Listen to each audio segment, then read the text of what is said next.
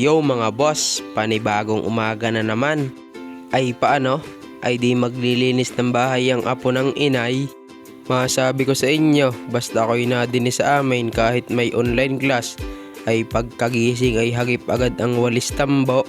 Kung hindi walis tambo ay tubal at maglalaba. Ay bakit ga hindi?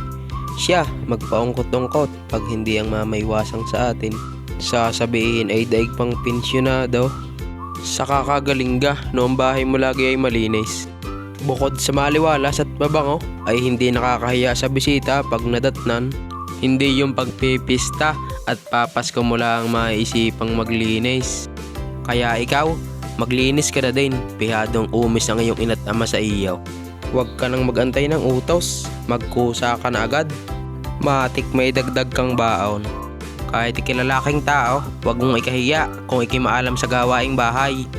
Ay sayang ang iyong gandang lalaki kung ikisam lang. Maigi na yung maaga pa ay namumulat ka na sa mga simpleng bagay. Ang ating mga magulang ay hindi habang buhay ay nandyan upang gumabay sa atin. Huwag kang magalit sa kanila kapag may sinasabi sila. Iginaguide ka lang nila kung ano ang tama. Dahil walang magulang na gustong mapahamak ang kanilang anak. Dadating ang panahon na masasabi mong tama nga pala sila dahil magiging magulang ka din.